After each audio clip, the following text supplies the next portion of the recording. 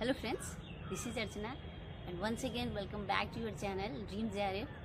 सबसे पहले आप सभी को दिवाली की ढेर सारी शुभकामनाएं। ये उजाले का पर्व आप सभी के जीवन में ढेर सारी खुशियाँ लाएं और उजाला लाएं। इसी तरह आप जगमगाते रहें, ज्ञान के प्रकाश से आपका जीवन जगमगाता रहे। तो अभी हमारे एग्ज़ाम में 2 ही मंथ बचे हैं, तो ठीक है, काफ़ी टाइम है अभी प्रिपेयर करने के लिए। तो होप कि आप इस समय को बहुत अच्छे से यूटिलाइज़ करके अपना जो भी आपका टारगेट है, जो गोल है, वो अचीव करेंगे।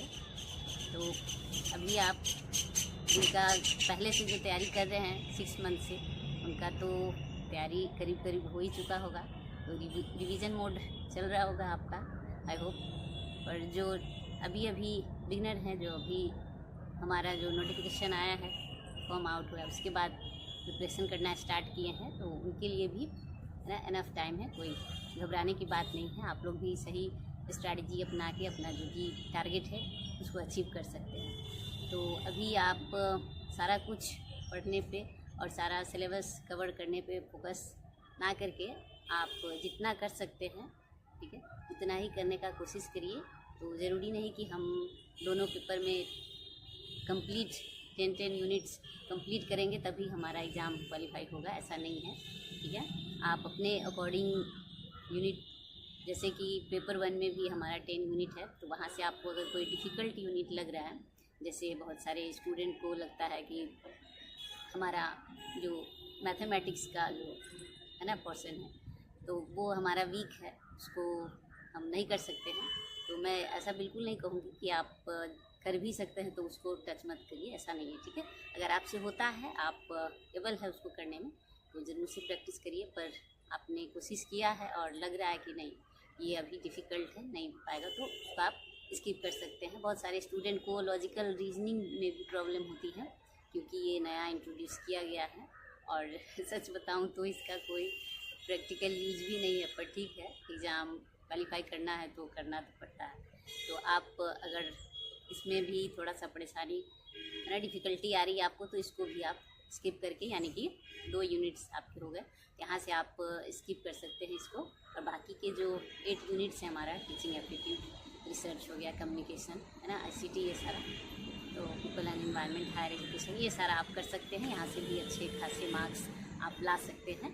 तो ऐसा कोई बात नहीं है कि आपको सारा का सारा यूनिट यहाँ पे कंप्लीट करना है, ठीक है। तो ये रहा हमारा पेपर 1 के लिए स्ट्रेटजी। सेम स्ट्रेटजी आप पेपर 2 के लिए भी अपना सकते हैं, ठीक है। वहाँ भी आपको जो भी यूनिट डिफ़िकल्ट लगता है, या जो भी टॉपिक आपको लगता है कि यहाँ से क्वेश्चंस नहीं आते हैं रिसेंट ईयर्स में, उसके लिए आप क्या कर सकते हैं कि QIQ एनालाइज कर सकते हैं। जो भी हमारा रिसेंट में जो 2-4 साल के आपने देखा होगा, है ना, जब आप सॉल्व करते होंगे क्वेश्चंस, तो वहाँ पे आपको पता चलता होगा कि कितने कितने, है ना, आते हैं क्वेश्चन, किस टॉपिक से, किस यूनिट से। तो जिस टॉपिक से आपको क्वेश्चंस नहीं देखने को मिले हैं पिछले 2-3, है ना, बार से, तो वहाँ आप उसको स्किप कर सकते हैं, ठीक है।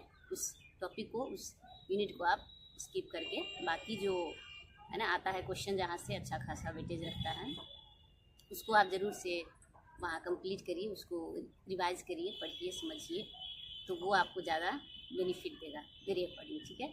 तो ये हो गया।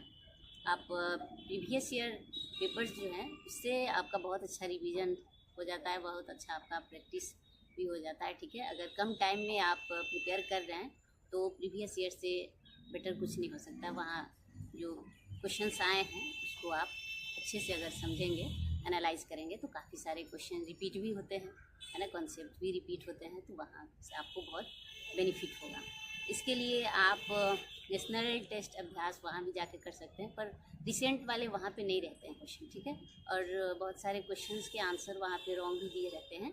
तो आप कोशिश करें कि रिलायबल जो भी वेबसाइट्स हैं, अगर आप बुक परचेज कर सकते हैं, ठीक है।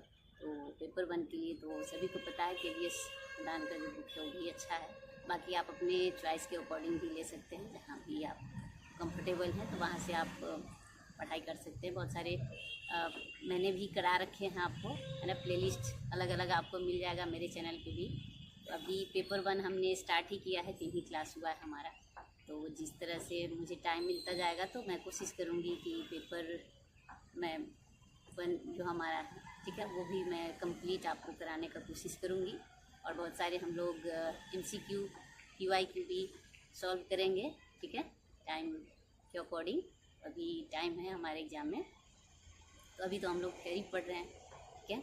और पेपर 2 सोशियोलॉजी है मेरा, तो काफ़ी सारे मैंने MCQ के प्लेलिस्ट बना दिए हैं, PYQ का भी प्लेलिस्ट है अपने चैनल पे। इसके बाद थियरी का भी है, आप जाके देख सकते हैं, वहाँ से पढ़ सकते हैं। सारे आपको क्वेश्चंस बिल्कुल, है ना, ऑथेंटिक मिलेंगे। जितने भी आंसर्स हैं वो आपको बिल्कुल भी, है ना, सोचना नहीं पड़ेगा, सारा आपको करेक्ट आंसर्स मिलेंगे वहाँ पे। तो आप वहाँ से भी अपना जो प्रिपरेशन है वो कर सकते हैं, ठीक है। तो आप 80:20 का रख सकते हैं यहाँ पे रेशियो, ठीक है, क्योंकि आपको भी पता है कि 20% जो सिलेबस है वहाँ से 80% का क्वेश्चंस है वो बनते हैं। तो ये टारगेट रखिए अपना। और जो भी आपका टारगेट है, जैसे नेट है या बहुत तो का JRF है, तो वहाँ से आप अपने जो सब्जेक्ट है, ठीक है, किसी का मतलब एजुकेशन हो सकता है, सोशियोलॉजी हो सकता है, कॉमर्स हो सकता है, तो आप अपने अकॉर्डिंग उसको देखिए क्या कट ऑफ रहा पिछले बार, और वहाँ से आप कोशिश करिए कि आप जैसे सोशियोलॉजी में इस बार किया था ना, तो 220 रहता ही है, तो आप कोशिश करिए कि 2 हमारा 25 तक हो जाए।